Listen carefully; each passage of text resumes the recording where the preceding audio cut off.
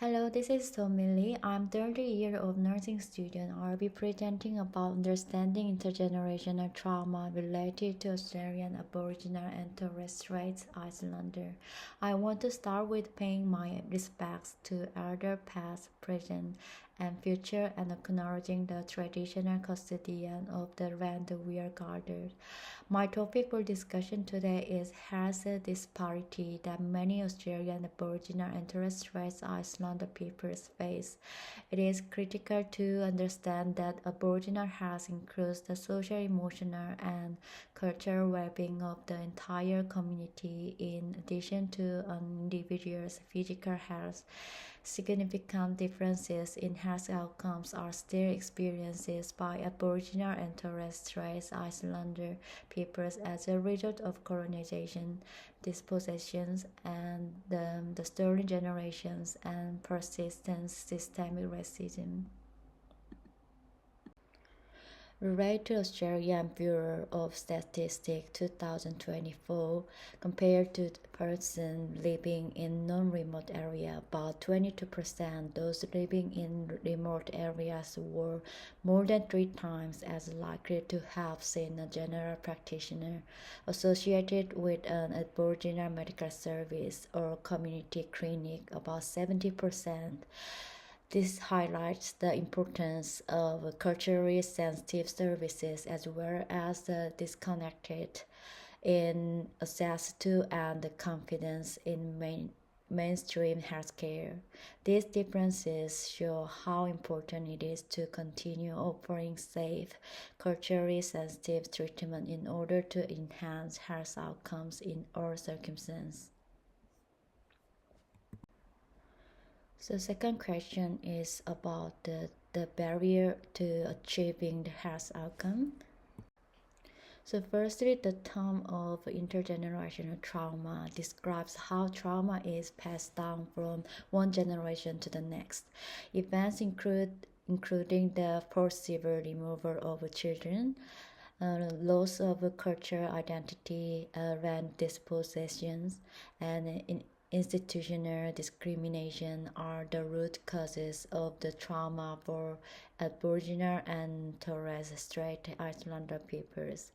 A research found that Indigenous Australians are more vulnerable for mental illness caused by extended exposure to a number of risk factors because of their ongoing and protracted exposure to trauma and stressors. Traumatization and the cumulative effect of trauma on trauma can appear through other risk factors like family violence, incarceration, substance abuse, and self-harm, in addition to the experience of reserved historical trauma being a risk factor affecting Indigenous Australians' social and emotional well-being.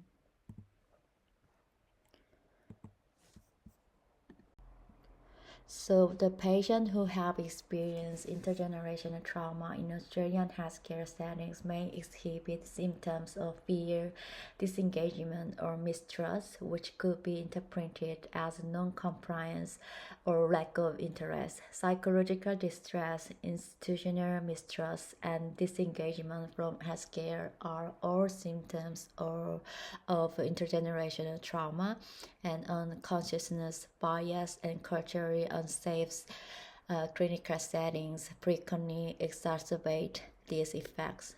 For nurses who want to provide Aboriginal and Torres Strait Islander patients with equitable patient care and culturally competent care, these overlapping factors pose serious obstacles.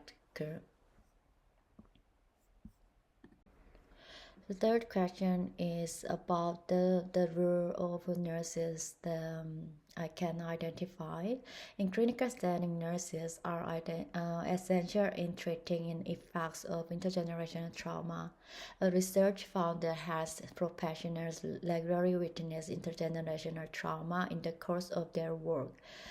Attempt to raise the others' awareness of trauma and direct family to outside resources for supportive treatments. When confronted with directly addressing intergenerational trauma and having to restructure their positions to effectively handle in public context, they feel helpless. The role of a health professional such as nurse in addressing intergenerational trauma, which is trauma-informed care pyramid overreaching principle. So patient-centered center communication and care, recognition of the health effect of trauma, interprofessional collaboration, and critical self-reflection on history and response. In order to provide trauma-informed care, nurses must acknowledge how trauma affects behavior and decision-making, avoid re-traumatization, and credit self-space and promote recovery.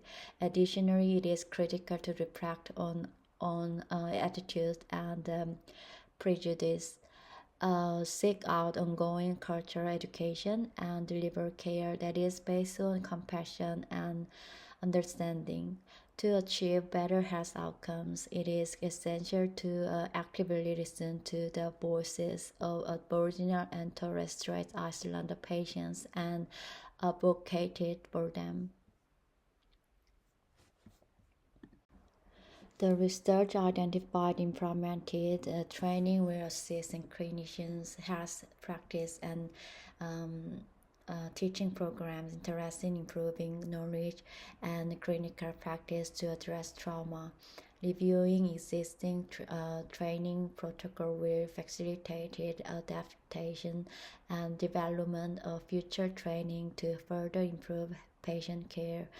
The adoption of the strengths-based approach by nurse and midwife, which acknowledges and builds upon the cultural knowledge, resilience, and the enduring strengths of Aboriginal and Torres Strait Islander communities, is crucial in fostering healing and improving health equity. This strategy is crucial for reducing the gap in health outcomes and promoting respectful, culturally safe care. Last question is about realistic strategies. So individuals from a variety of leisure and cultural backgrounds make up the Australian health workforce, and in order to provide a culturally safe and effective patient care, they need a particular and systemic approach. Here is a risk of overreaching strategies, approaches, and best practice. The National Aboriginal and Torres Strait Island mental health indigenous leadership is involved in these frameworks, which are led by acknowledgeable indigenous groups and value indigenous ways of knowing, doing, and being, especially in program design, methodology, and delivery. For instance, essential criteria based on what has been shown to be effective in program for social and emotional well-being and suicide prevention are outlined in the Center of Best Practice in Aboriginal and Torres Strait Islander Suicide Prevention Evaluation Framework. These include empowering indigenous people, honoring cultural value, acknowledging their right and autonomy, encouraging healing, assisting in the strengthening of their culture, and cultivating indigenous leadership, government, and sincere community collaboration. The social and emotional welfare of Aboriginal and Torres Strait Islander peoples can be better supported by healthcare services that comply to best practice criteria, including empowering Indigenous communities, encouraging healing, and developing sustainable partnerships.